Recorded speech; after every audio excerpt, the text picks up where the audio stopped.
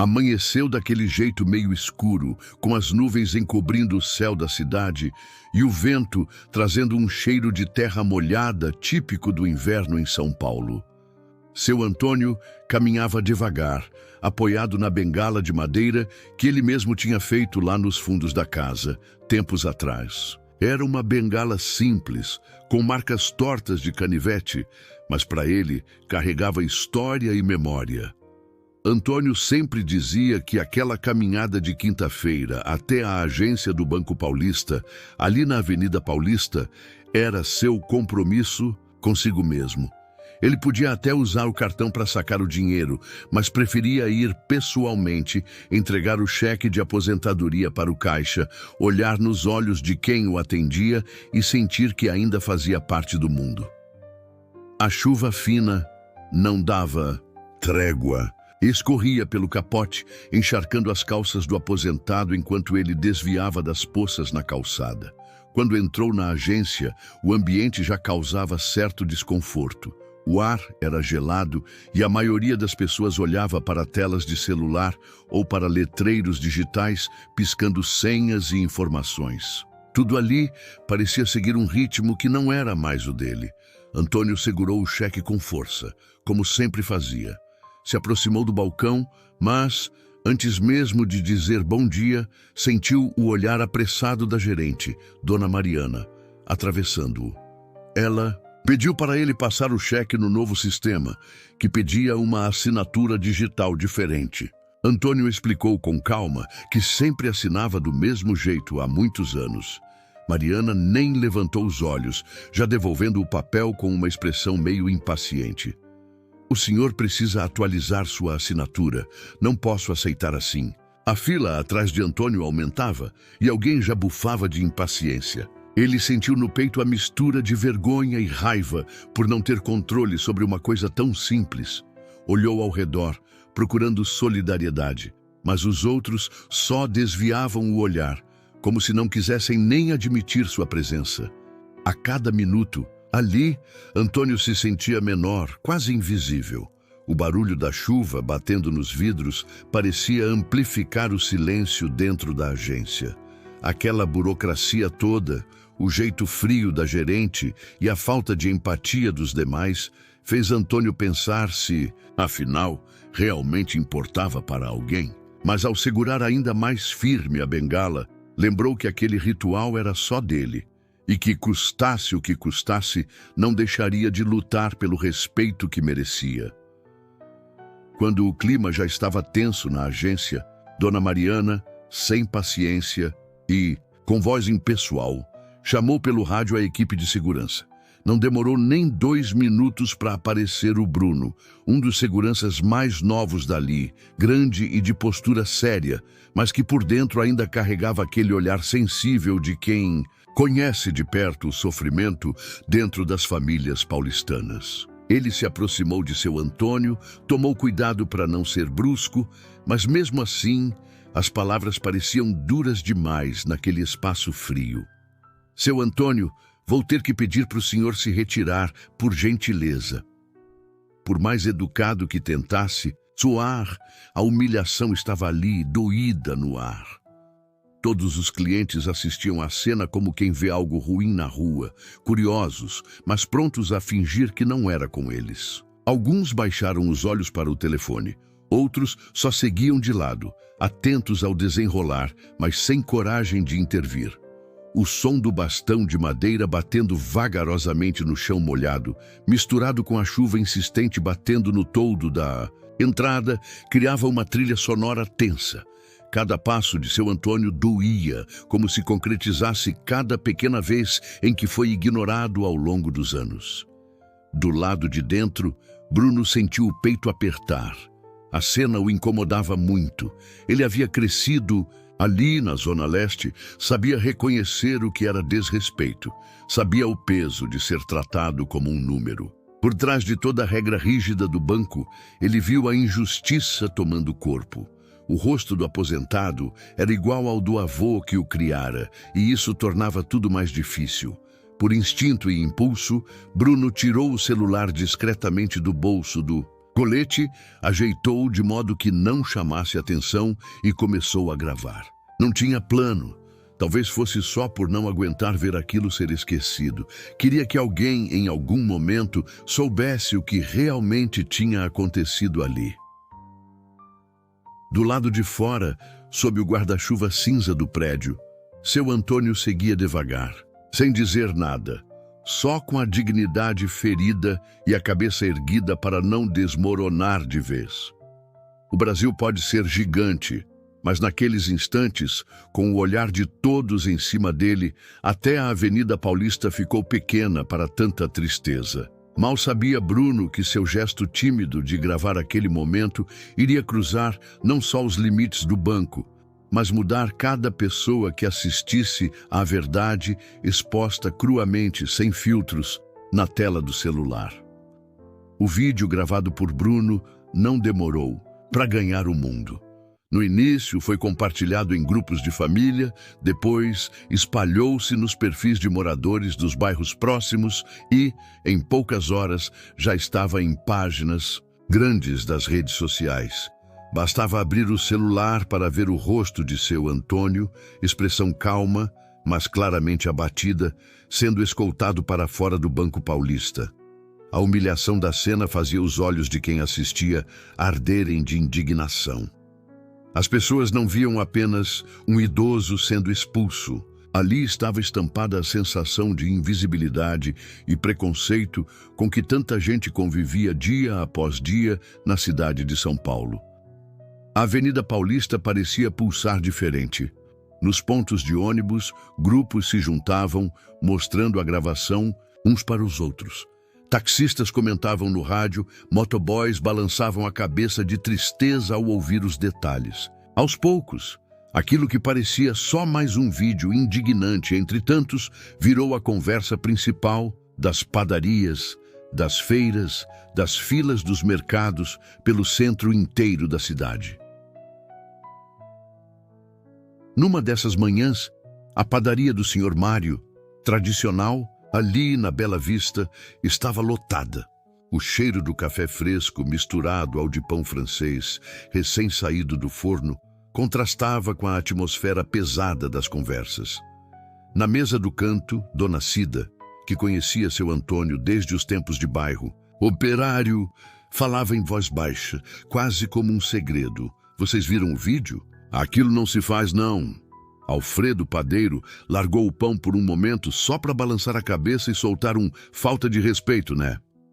Até quem não conhecia Antônio passou a repetir seu nome. Outros clientes, chocados, ficaram em silêncio, chegando a olhar para os próprios pais e avós de maneira diferente. Ninguém queria admitir, mas aquilo poderia ter acontecido com qualquer um deles. Aos poucos, a história foi tomando conta dos espaços, cruzando gerações. Um grupo de estudantes falava na esquina, planejando fazer alguma coisa, nem que fosse juntar assinaturas para um abaixo-assinado. Nas igrejas, parte das rezas daquele domingo foi para quem está esquecendo que respeito vem antes de qualquer senha ou máquina. Naqueles dias, o nome de seu Antônio ecoava forte pela cidade toda. Seja em sussurros entre goles de café ou em discussões quentes pelas ruas largas e agitadas de São Paulo, o sentimento era um só: algo precisava mudar. Enquanto o burburinho tomava as ruas de São Paulo, em um apartamento sofisticado no topo de um prédio com vista para o Parque Ibirapuera, Gustavo Almeida, agora conhecido publicamente como Gustavo Silva, assistia ao mesmo vídeo que já mexia com toda a cidade. Ele clicava repetidamente, os olhos presos na imagem do senhor de bengala sendo conduzido para fora do banco. Cada vez que a cena se repetia, uma sensação antiga, deixada de lado por muito tempo, crescia dentro dele. Era culpa misturada com vergonha, algo difícil de engolir, até para quem passou tantos anos tentando esquecer as raízes. Gustavo era filho de seu Antônio, mas pouca gente sabia disso. Anos antes, ainda jovem, tinha brigado com o pai por motivos que agora pareciam pequenos, mas que na época foram gigantes. Mudou de sobrenome, construiu fortuna na bolsa de valores, comprou imóveis e se afastou do passado, tentando apagar qualquer ligação com aquele homem simples da periferia. Só que, ao ver as imagens rodarem na tela do celular, sentiu uma pontada, aguda, quase física. O rosto do pai, abatido e orgulhoso ao mesmo tempo, perfurou as defesas que Gustavo passou anos construindo. Sem pensar duas vezes, pegou o telefone e discou o número do assessor principal, nem se preocupando com o horário. A voz firme saiu mais apressada do que de costume. Quero comprar o Banco Paulista. Todo ele, me traga os dados, acionistas, nomes de diretores, valor de mercado. Quero isso hoje mesmo. O assessor, acostumado a pedidos ousados, hesitou só de leve antes de dizer que ia providenciar. A decisão de Gustavo ia além do dinheiro. Era como se naquele impulso de empresariar a compra do banco, ele tentasse também alcançar algo que se perdeu lá atrás, nas brigas que afastaram pai e filho. Gustavo sabia que, por mais que as cifras envolvidas fossem grandes, nada apagaria completamente os anos de distanciamento, nem curaria as palavras amargas trocadas no passado. Porém, naquele momento, comprar aquela instituição parecia o único jeito de pedir perdão sem precisar falar diretamente. Queria reescrever a história dos dois, talvez dar ao pai uma dignidade que não coubesse em cheques ou apartamentos luxuosos, mas fizesse diferença verdadeira no coração do velho Antônio. Assim, enquanto a cidade buscava justiça nas calçadas, Gustavo se debruçava no próprio passado, disposto a enfrentar tudo que havia adormecido nele por décadas. E ao contrário das outras decisões, essa carregava esperança de reconciliação. O rumor da possível venda do Banco Paulista se espalhou feito rastilho de pólvora. Logo pela manhã, as rádios comentavam sobre um milionário anônimo interessado em assumir o comando da instituição. E nas redes sociais, o assunto não dava trégua. Ninguém sabia ao certo quem era o comprador, mas todo mundo ligava o movimento ao escândalo recente envolvendo seu Antônio. Por toda São Paulo, cartazes com o rosto sereno, porém combativo, do aposentado começaram a brotar em postes, muros e paradas de ônibus. Estudantes, senhoras do bairro e até comerciantes aderiram ao movimento, exigindo em voz alta mudanças e respeito. Protestos começaram pacíficos, com grupos distribuindo panfletos pelo centro e organizando rodas de conversa nas praças. Alguém levou até um megafone para a frente da agência principal e, entre frases de ordem e relatos pessoais, o sentimento era um só. Ninguém mais queria aceitar injustiça calado. Algumas faixas diziam: respeito não é favor, e somos todos seu Antônio. Até professores começaram a propor debates em sala de aula, usando o caso do banco para discutir cidadania e empatia. Enquanto isso, dentro da agência, o clima era outro. Dona Mariana, gerente responsável pelo episódio, se sentia sufocada. Cada vez que chegava ao trabalho, dava de cara com colegas cochichando nos corredores. Ela tentava manter a postura, mas as lembranças da infância a atormentavam. Mariana crescera na mesma região de seu Antônio. Tinha lembrança clara dele, ajudando vizinhos na hora da mudança ou dividindo pão na fila do mercado quando alguém esquecia o dinheiro. Aquela imagem carinhosa batia de frente com o que tinha acontecido no balcão do banco. Em casa, os filhos perguntavam sobre o vídeo e Mariana só conseguia pedir que não comentassem sobre o assunto. O dilema era enorme. Mariana precisava do emprego para sustentar a família, mas sabia que errara ao tratar Antônio daquela forma. Só que admitir o erro em voz alta poderia custar sua carreira, e num mercado tão difícil quanto o financeiro, ela tremia só de pensar em recomeçar do zero. Os dias passaram a pesar ainda mais. Tudo o que antes era rotina, agora parecia tortura. Os olhares desconfiados dos clientes, o ar pesado da agência, reuniões intermináveis com superiores preocupados em proteger a imagem do banco. O nervosismo tomava conta de Mariana. A cada protesto do lado de fora e cada conversa torta no café, ela sentia a pressão aumentar, até não saber mais como conciliar o certo com o seguro. Bruno, que ainda há pouco acreditava que seu vídeo teria tamanha repercussão, foi chamado para ir até o andar de cima do Banco Paulista. O cenário era frio, com aquelas paredes cheias de quadros e mesa grande de madeira. E foi ali que a diretoria não demorou para soltar a decisão. Ele estava demitido por infringir regras internas e expor a instituição. O argumento era velho, falavam de imagem corporativa, de confidencialidade, mas Bruno sentiu no peito que tudo não passava de retaliação porque ele tinha ousado mostrar a verdade. Saiu do prédio com o uniforme dobrado debaixo do braço, um amargo na garganta e, ao mesmo tempo, uma coragem teimosa, insistindo em não largá-lo.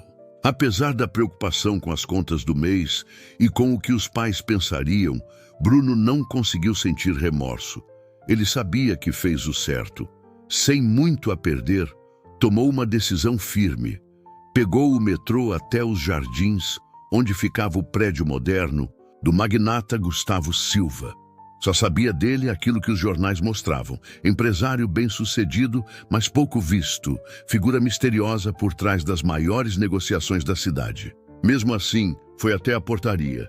Pediu para falar com Gustavo e, sem esperar que seria recebido, explicou ao interfone que tinha informações essenciais sobre seu Antônio e sobre o que realmente rolou dentro da agência.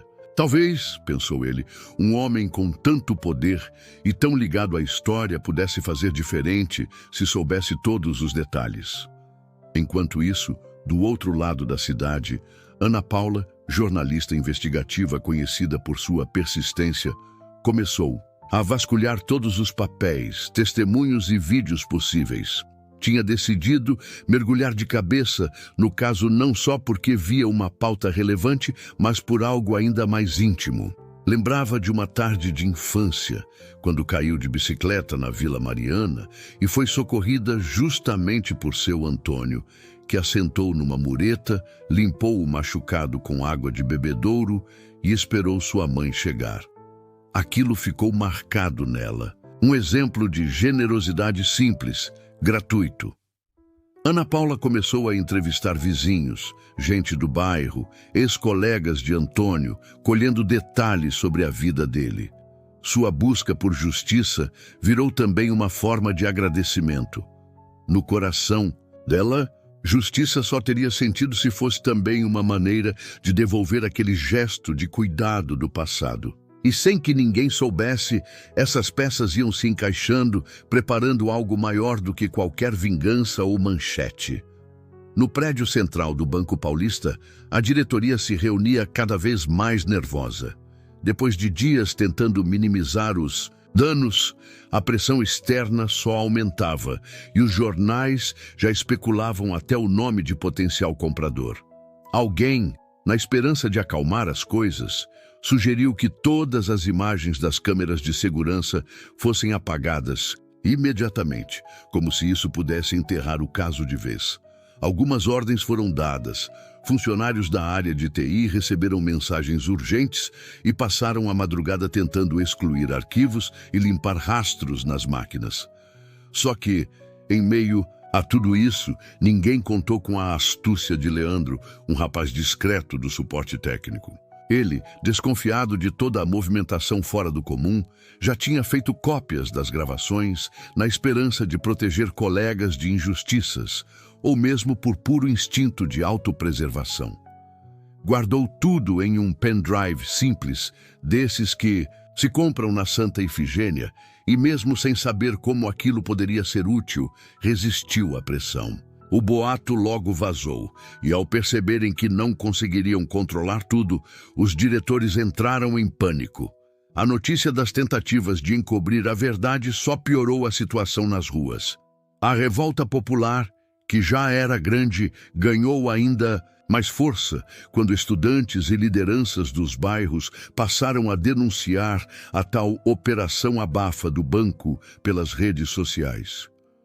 Foi nesse ambiente de desespero generalizado que Ana Paula, a jornalista, conseguiu acesso extraoficial às imagens originais das câmeras. Ali, com calma e olhar treinado, ela passou horas assistindo, pausando e voltando cada detalhe.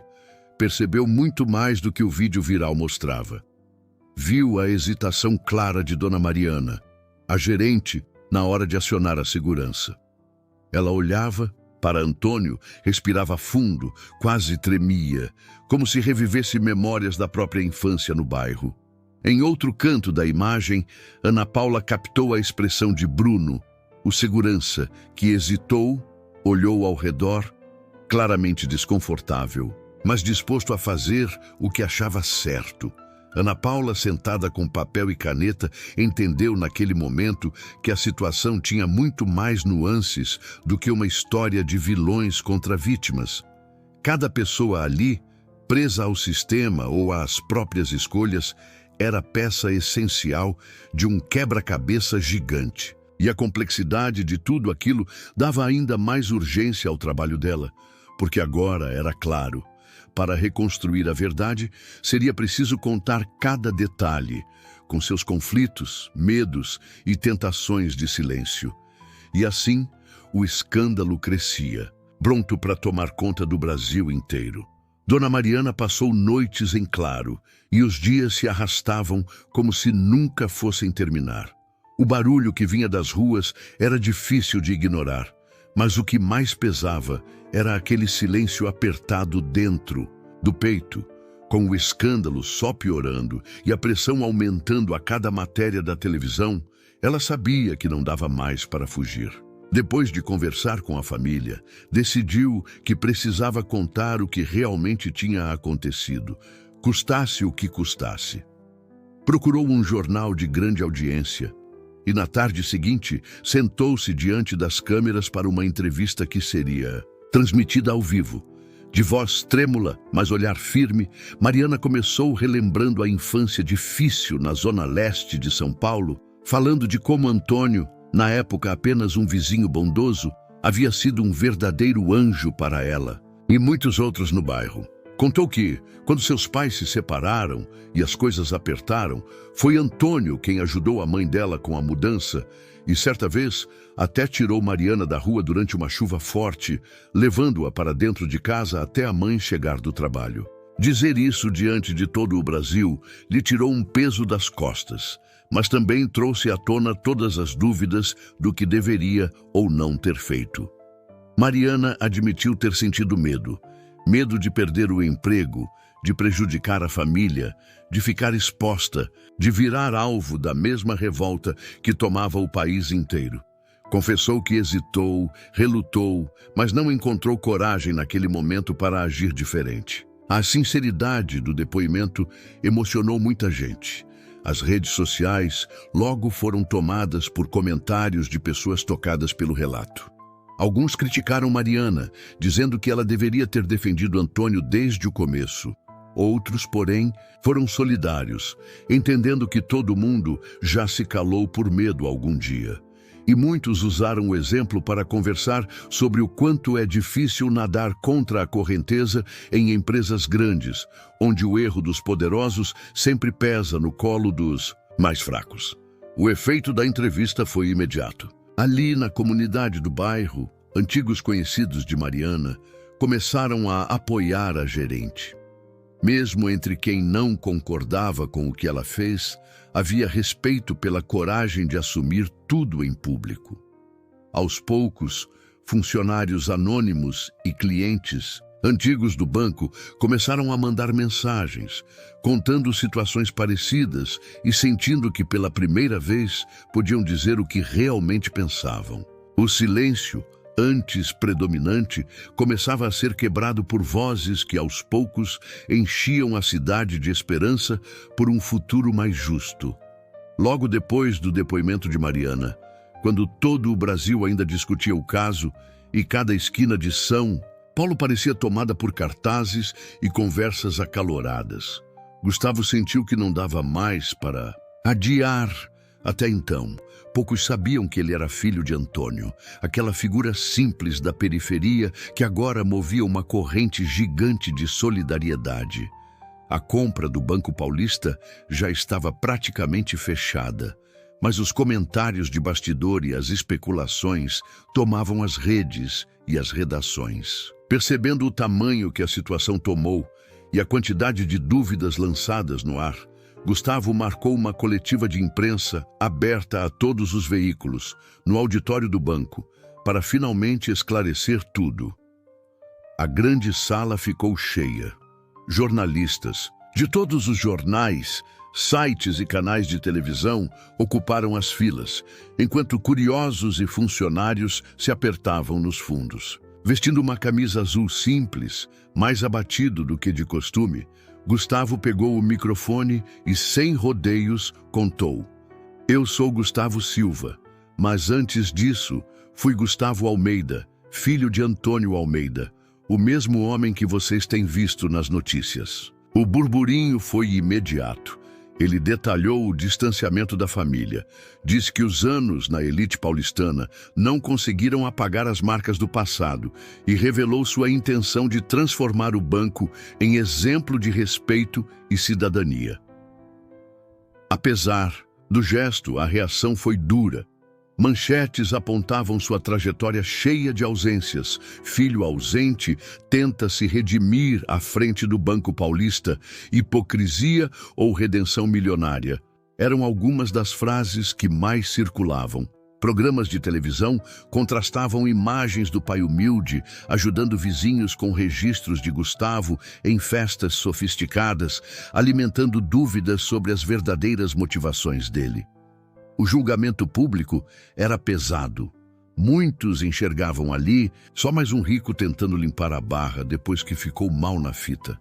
Velhos conhecidos de infância vieram a público, uns dizendo que Gustavo nunca foi próximo do próprio pai, outros defendendo que as pessoas podem mudar, sim, e que ninguém sabe o que se passa dentro das famílias. Com tudo isso, o peso na consciência de Gustavo aumentava a cada dia. Ainda assim, ele decidiu não recuar. Deu outras entrevistas, marcou reuniões abertas, foi às periferias, conversou com clientes antigos do banco e escutou histórias de gente como seu Antônio. Disposto a provar que sua mudança era verdadeira, Gustavo enfrentou a tempestade do jeito que dava, de cara aberta, sem prometer milagres, mas determinado a corrigir a distância de tantos anos e a construir algo melhor para todos. Com o início das reformas dentro do Banco Paulista, a movimentação era grande. As paredes começaram a ganhar novas cores, a equipe mudou de postura e, pela primeira vez, muita gente passou a acreditar que ali poderia, de fato, nascer algo novo. No meio de tudo isso, Gustavo surpreendeu ao procurar Bruno, aquele mesmo jovem que meses antes tinha tido a coragem de liberar o vídeo da injustiça contra Antônio. Chamou-o para tomar um café no saguão recém-reformado e, conversando de igual para igual, fez um convite inesperado. Queria que Bruno ocupasse a diretoria de segurança social do banco. A ideia era pensar políticas novas, construir pontes com quem mais precisava e, principalmente, evitar que situações injustas voltassem a acontecer dentro da instituição. No começo, Bruno sentiu o peso da responsabilidade. Lembrou dos dias em que era apenas um entre tantos funcionários, com medo de perder o emprego, e agora estava diante de uma chance rara de mudar, não só sua vida, mas talvez a história de muitos clientes. Com o passar das semanas, foi se soltando, reunindo equipes, ouvindo relatos, criando canais de denúncia e fóruns de escuta dentro do banco. Também organizou grupos de trabalho para conversar, cara a cara, sobre racismo, desigualdade social e formas de humanizar o atendimento. Tornou-se um rosto conhecido não só pelos funcionários, mas também pela comunidade do entorno da agência, que aos poucos foi recuperando a confiança. Enquanto as mudanças avançavam, Antônio, o homem cuja história havia dado origem a tudo, passou a encarar batalhas menos visíveis. Não era fácil lidar com a onda de gente batendo em sua porta, jornalistas querendo entrevistas, vizinhos que antes quase não o viam e agora pediam opinião sobre tudo. Para Antônio, não havia orgulho naquele tipo de fama. Tinha medo de virar só o símbolo de vítima, de ser lembrado apenas pelo que sofreu e não pelas escolhas, pela honestidade que sempre guiou seus passos.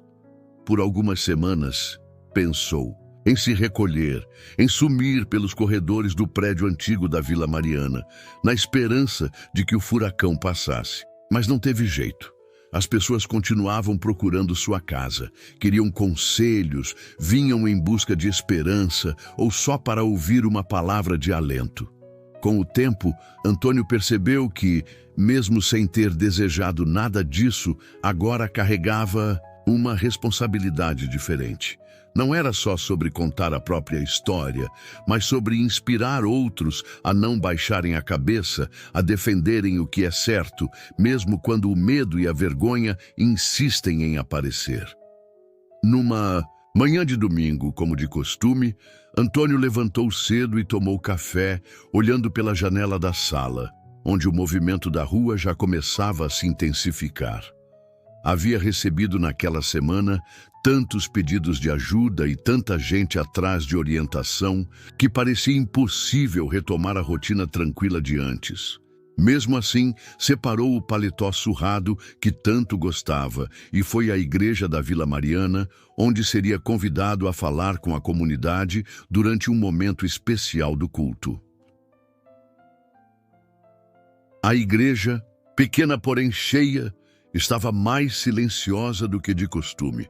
Todos esperavam palavras de esperança, os conselhos calmos que Antônio sabia dar. Ele subiu no pequeno altar, segurando o microfone com as duas mãos, e começou a dividir histórias do passado, lembrando de como foi acolhido pelo bairro quando chegou do interior, ainda adolescente, e de tudo que aprendeu ao longo dos anos trabalhando como porteiro e pai de família. Quando tentava falar sobre a força de continuar lutando, sua voz falhou. O suor desceu pela testa, o corpo pesou e, de repente, Antônio levou a mão ao peito.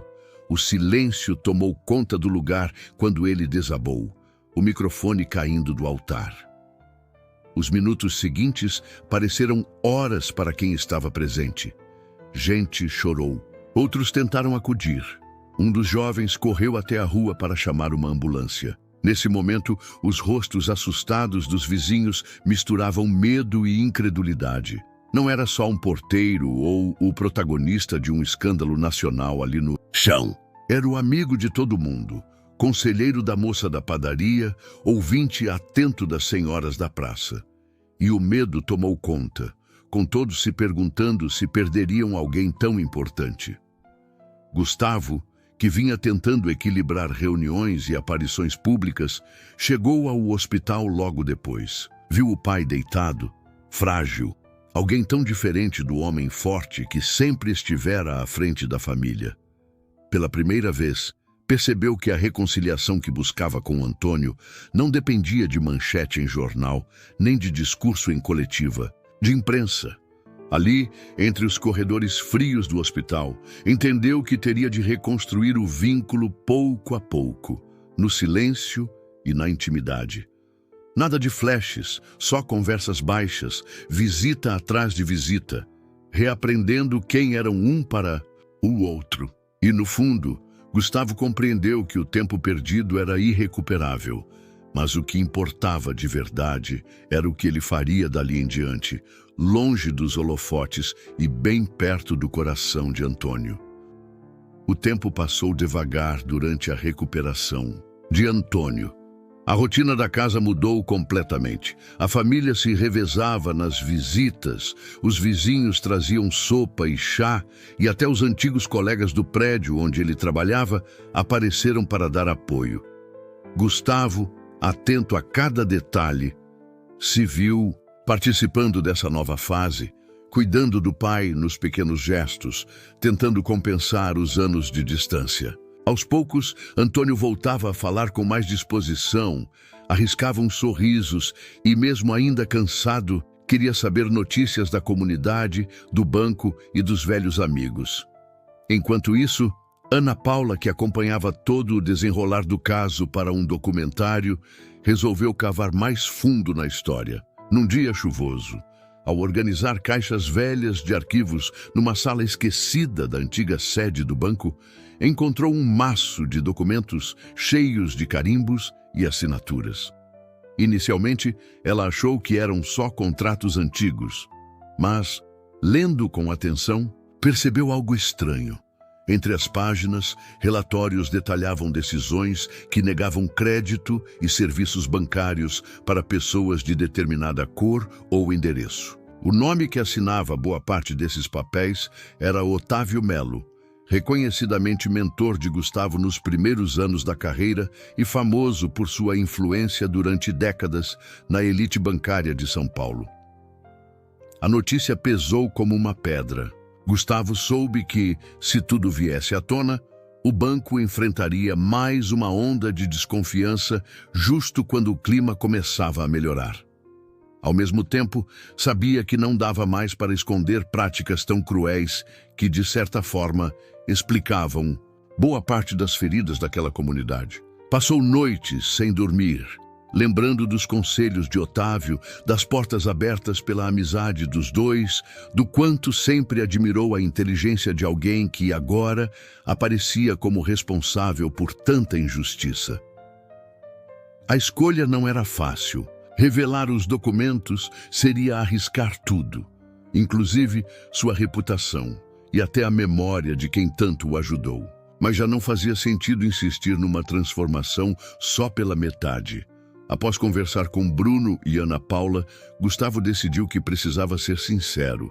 Chamou uma coletiva no próprio auditório do banco, expôs tudo diante da imprensa e da comunidade, sem esconder nem aliviar detalhes. O choque foi grande, mas dessa vez Gustavo estava tranquilo.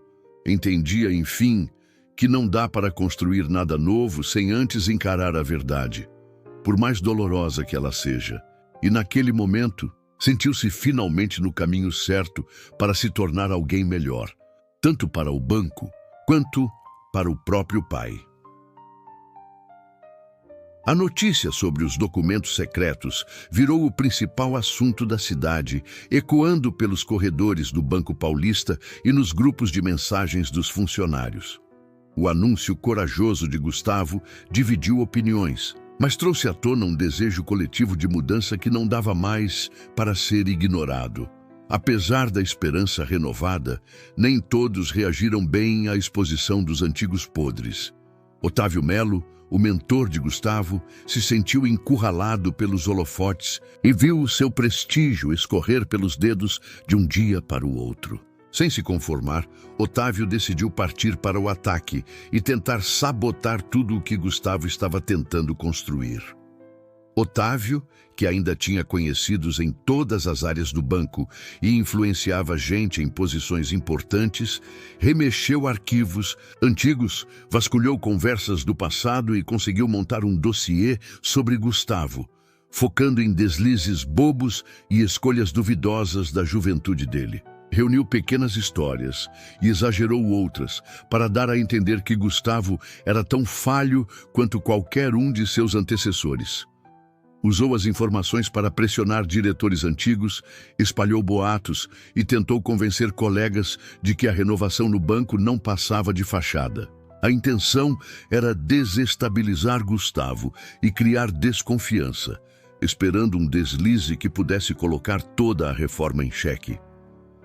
O ambiente dentro do banco ficou pesado. No café da manhã, os corredores silenciosos denunciavam que algo estava fora do lugar.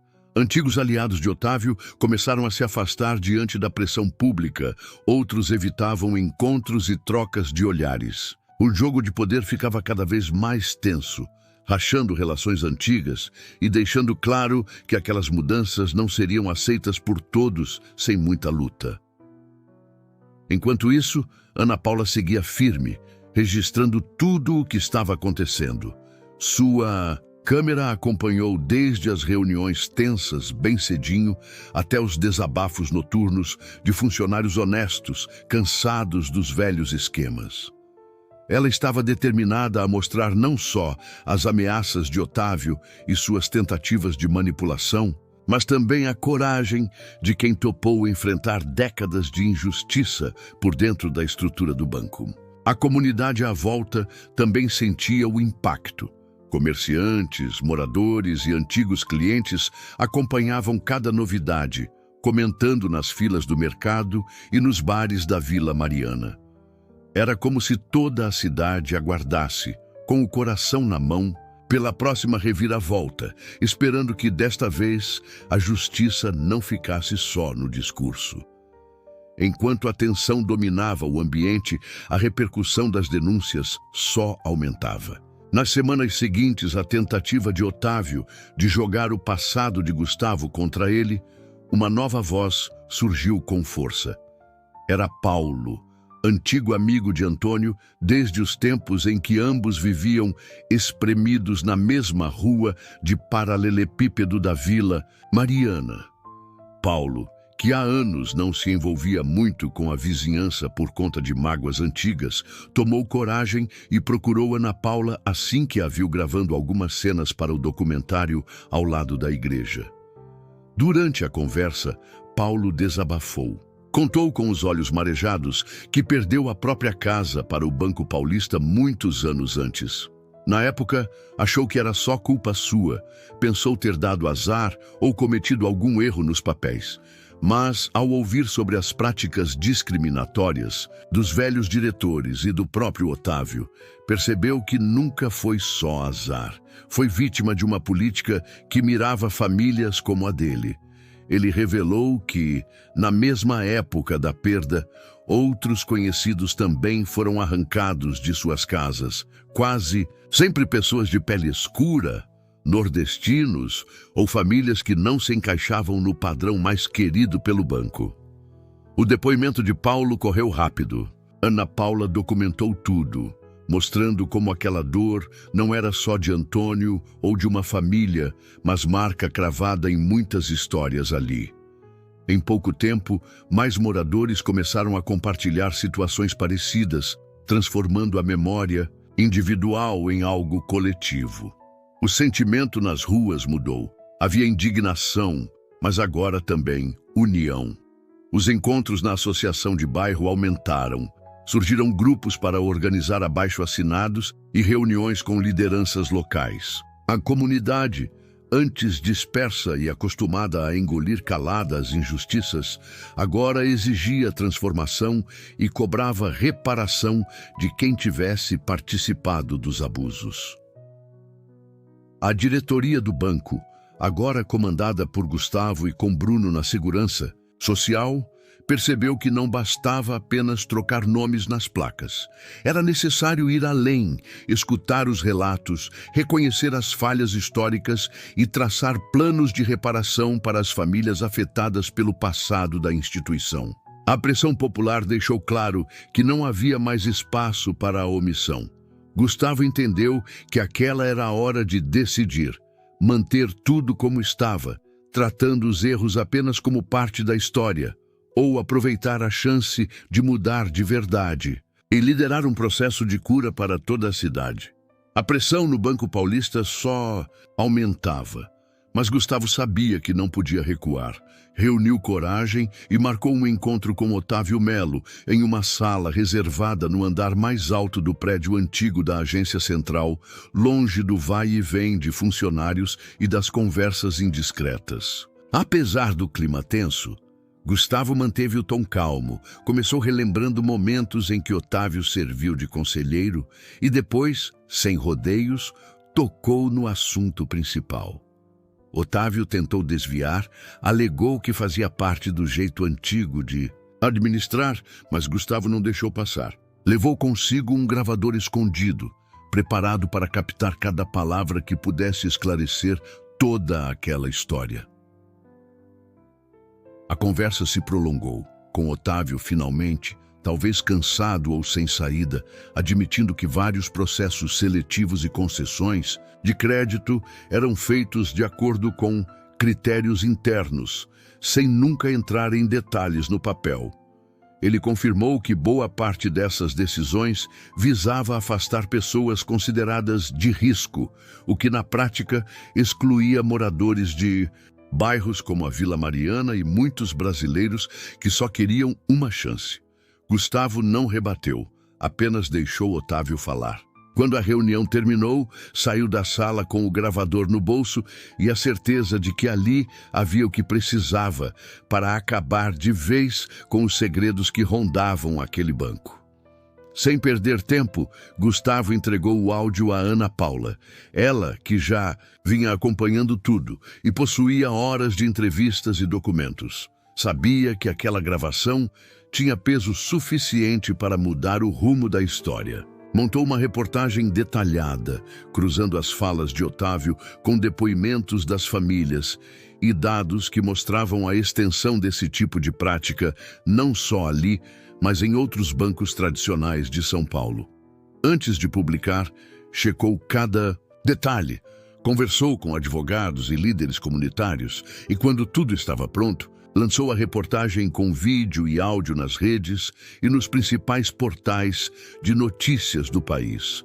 O resultado foi imediato. A notícia viralizou em poucas horas, ocupando capas de jornais, programas de televisão e discussões nas redes sociais. Otávio foi confrontado publicamente.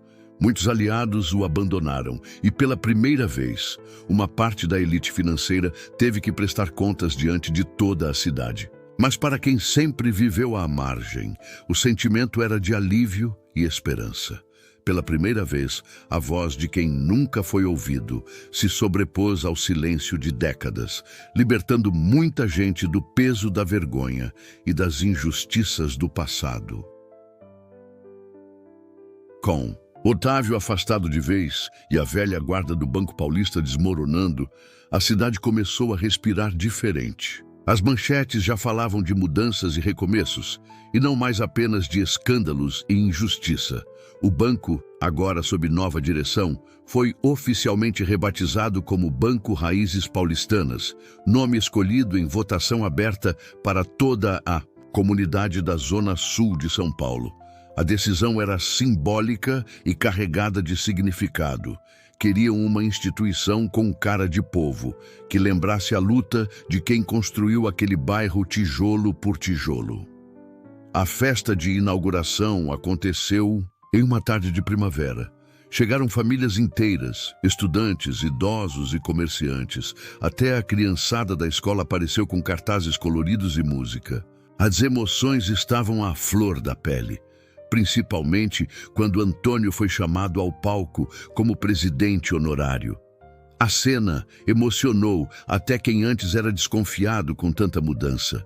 Ele subiu devagar, com a ajuda de Gustavo e Paulo, abraçou os dois e olhou a multidão com olhos brilhando.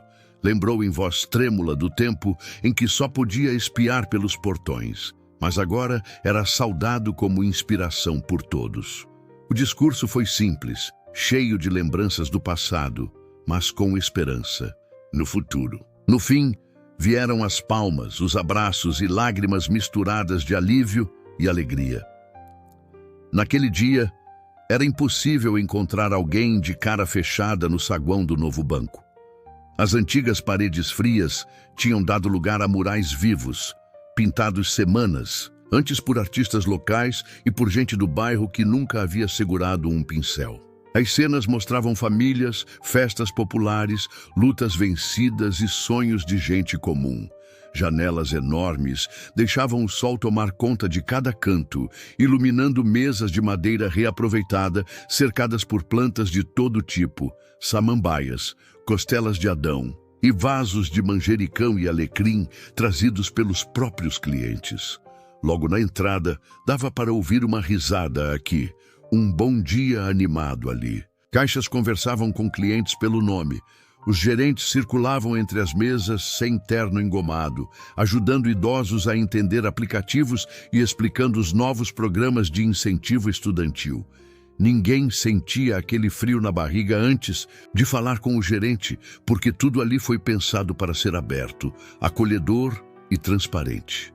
A mudança no ar era real, não só no prédio, mas nos olhos de cada um. Naquele fim de tarde, quando o sol se punha por trás das casas da Vila Mariana, muita gente já acreditava na história do Banco Raízes Paulistanas. Era só o começo de uma cidade mais justa e humana. Com o Banco Raízes Paulistanas em pleno funcionamento, a transformação continuou além das paredes coloridas e dos sorrisos no saguão. Larissa, antes uma funcionária tímida no atendimento ao público, foi chamada para integrar a equipe responsável pelas reformas internas. O convite veio direto de Antônio, que enxergava nela muito mais do que um talento técnico. Via ali alguém com sensibilidade para lidar com as pessoas, coisa que máquina nenhuma substitui. Eles se aproximaram aos poucos, começando por conversas simples sobre a história do bairro, desafios do trabalho e sonhos de infância.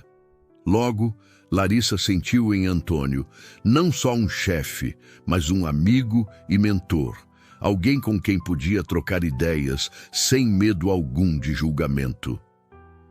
Juntos, começaram a pensar em políticas para tornar o banco mais acessível e justo. Reuniram moradores e escutaram relatos sobre dificuldades reais para abrir contas, conseguir crédito ou se sentir respeitado ao buscar atendimento. Cada reunião servia de inspiração para novas iniciativas, programas de bolsas de estudo, parcerias com escolas técnicas, cursos de educação financeira no salão de eventos do banco. Um dos projetos mais importantes foi o desenvolvimento de treinamentos contra o racismo institucional, obrigatórios para todos os funcionários, dos estagiários até a diretoria.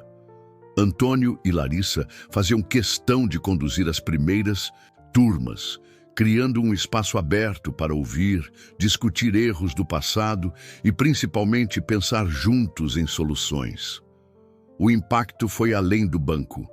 Outras instituições da Rua da Consolação começaram a procurar Larissa e Antônio para aprender com o exemplo deles. De repente, bancos tradicionais e até pequenas cooperativas estavam interessados em adotar práticas parecidas, mostrando que a mudança era possível, bastava alguém começar. Ao mesmo tempo, Bruno assumiu a liderança dos projetos de segurança cidadã.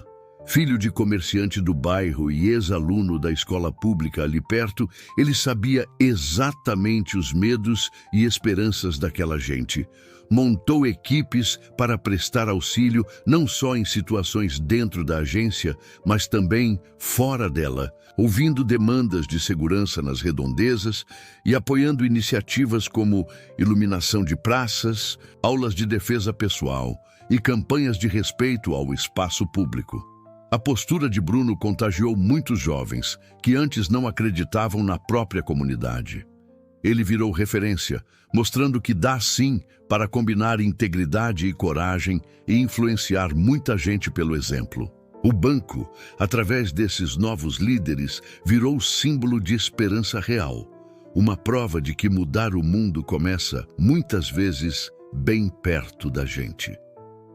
No embalo de toda aquela transformação que tomou conta do Banco Raízes Paulistanas e do bairro Ana Paula, que acompanhava cada passo desde o começo das denúncias, decidiu que era hora de mostrar essa história para muito mais gente.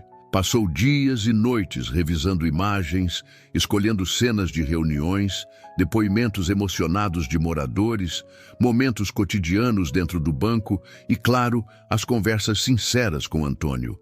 Queria que o documentário fosse verdadeiro e tocasse com quem assistisse, mostrando não só a luta dele, mas de toda a comunidade. Quando o filme ficou pronto, Ana Paula se surpreendeu com a força daquelas imagens.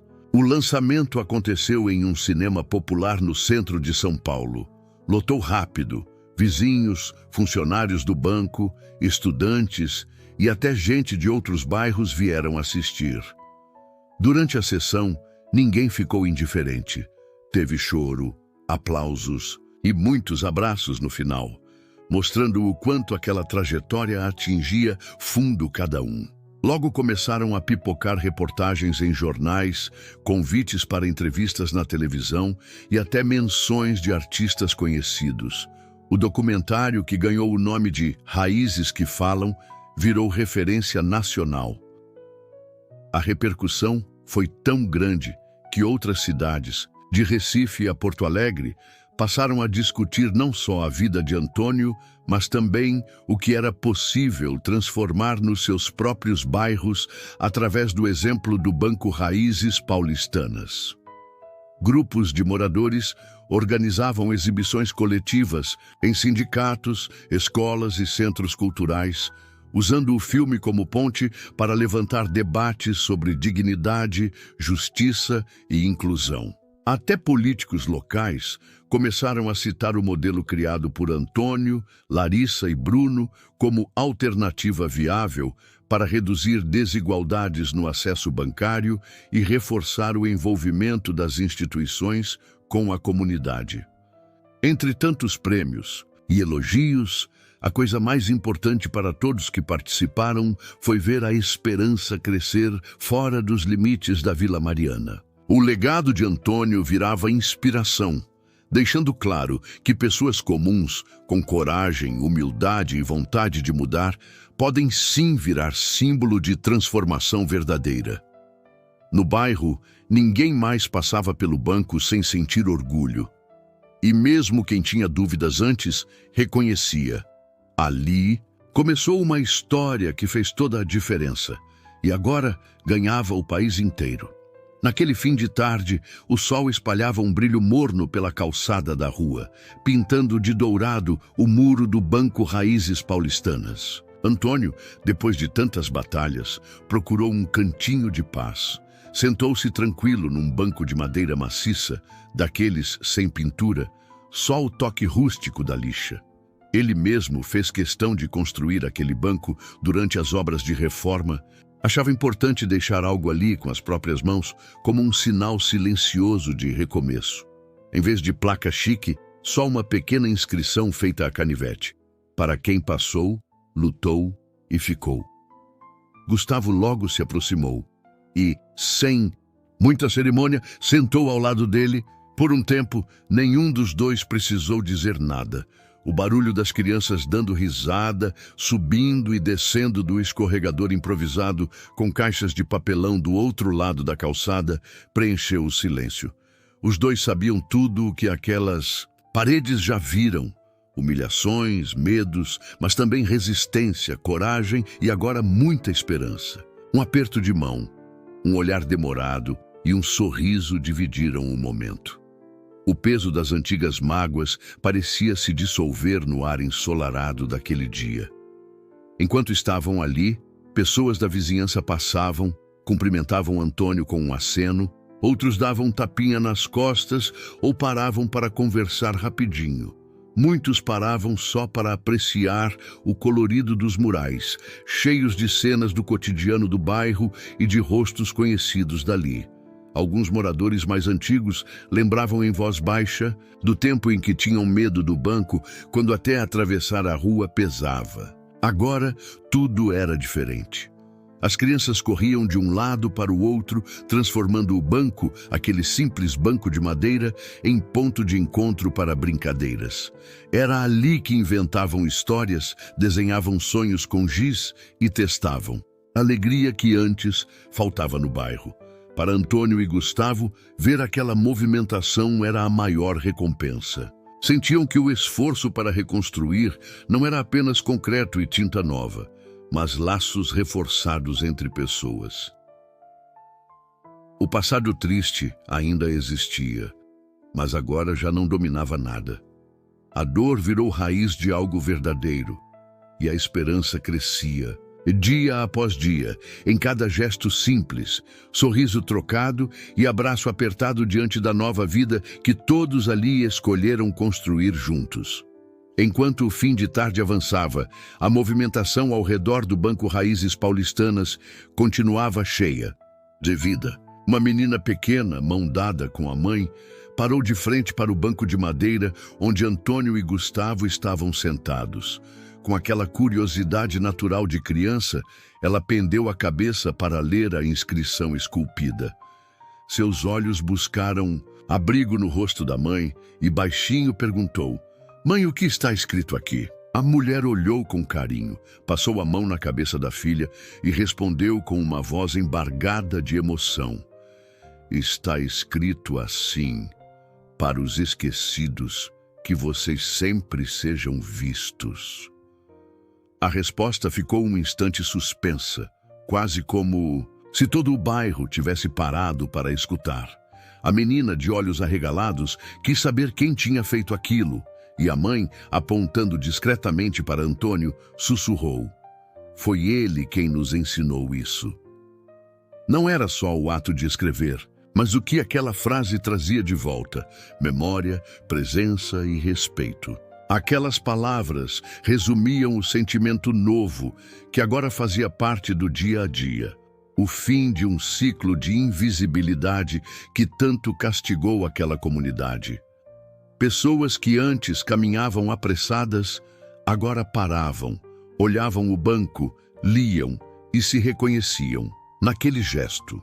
Na calçada, jovens dividiam um lanche sentados ali mesmo, idosos riam dos netos brincando, e até os funcionários do banco davam uma escapada para tomar café e recarregar as energias do lado de fora, perto desse símbolo de pertencimento. Era como se cada um sentisse por dentro a dignidade silenciosa deixada por Antônio, não ostentação, mas gratidão espalhada em olhares, em cumprimentos suaves e no jeito de cuidar desse espaço que antes não pertencia a ninguém.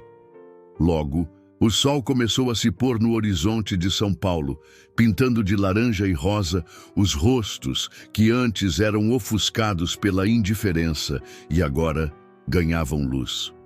O legado de Antônio não se limitava a uma homenagem. Estava impregnado no cotidiano, em cada cantinho do bairro, nas palavras das mães para suas filhas, nas pequenas vitórias de quem finalmente podia ser visto. Era uma semente plantada a fundo, pronta para crescer e florescer por gerações, sem nunca mais deixar que alguém se sentisse esquecido naquele solo fértil de esperança.